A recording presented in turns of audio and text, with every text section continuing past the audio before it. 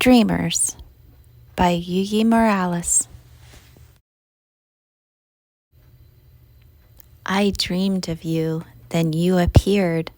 Together we became amor, love, amor, resplendent life, you and I.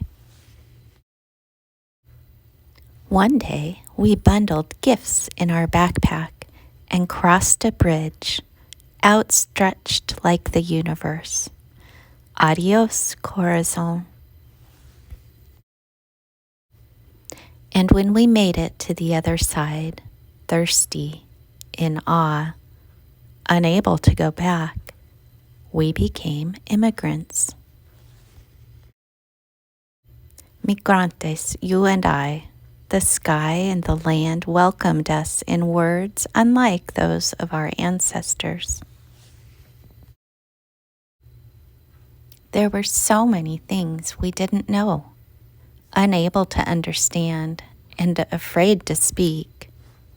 We made lots of mistakes. You and I became caminantes.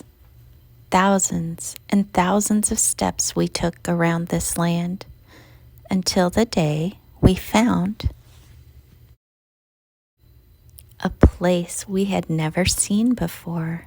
Suspicious, improbable, unbelievable, surprising, unimaginable. Where we didn't need to speak, we only needed to trust. And we did. Books became our language. Books became our home. Books became our lives. We learned to read, to speak, to write, and to make our voices heard. Someday we will become something we haven't even yet imagined. But right now, we are stories. We are two languages. We are lucha. We are resilience. We are hope. We are dreamers, sonadores of the world. We are love, amor, love. All of us have stories. Each of them is different. This story began in 1994 when I crossed a bridge with my 2-month-old son, Kelly, from Ciudad Juarez, Mexico, to El Paso, Texas, and, though I did not know it at the time, a new life in a strange and unfamiliar place, the United States of America. Once here, I was surprised by the quietness of the streets, the houses neatly lined up along the roads, and later by the cold winds of San Francisco Bay in summer. I had come so that my son could meet his great-grandfather Ernie, who was very ill and not expected to live much longer, and to marry Kelly's father, a U.S. citizen. I wanted to return to Mexico soon afterward, but was shocked to learn that because of U.S. immigration rules and my new status as a permanent resident, I was now expected to remain in the United States. I had become an immigrant, but could I possibly call this new place my home?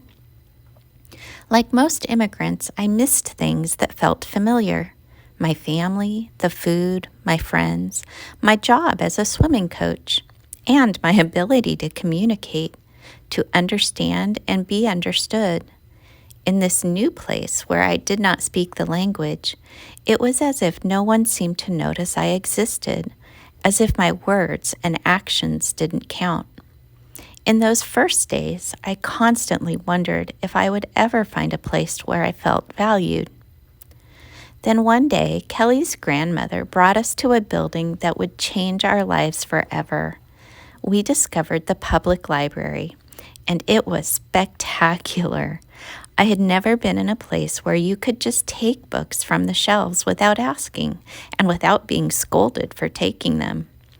And there were picture books, something I had not encountered before. I could not believe how beautiful and sturdy they were. And then when I opened them, I was amazed at the power of their illustrations.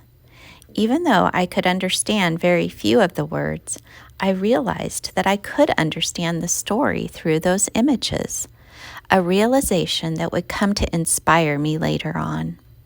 I began bringing Kelly there almost every day, and although at first it was difficult for a little baby to stay longer than a few minutes, eventually we were able to spend entire afternoons looking at picture books, often only leaving when we were told the library was closing.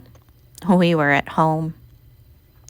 During those years, as Kelly got older, librarians at the Western Addition Branch, Richmond Branch, Presidio Branch, Mission Branch, and the San Francisco Main Library on Larkin Street, among many others, guided Kelly and me to find books we could love, though in an English that I struggled to understand. One day, when Kelly was not yet 2 years old, Nancy Jackson, the children's librarian at the Western Addition Branch, handed him his own library card. I was in awe. We could now take home a stroller brimming with books. One of the most important things I learned at the library is that through books we can find our path and our purpose. I also learned that I love to tell stories, and that I could tell them through books. I studied the books I admired so much and became determined to make my own. My first efforts were very simple and very crude, made by hand and bound with ribbons and filled with my own stories and drawings. I was so proud of those books. Kelly was not a dreamer in the way the word is used today to refer to young, undocumented immigrants who were brought to the United States as children and who have lived and gone to school here and know no other country than this one as their own. Kelly and I were dreamers in the sense that all immigrants, regardless of our status, are dreamers. We enter a new country carried by hopes and dreams and carrying our own special gifts to build a better future.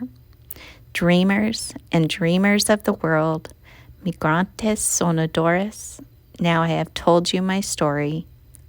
What's yours?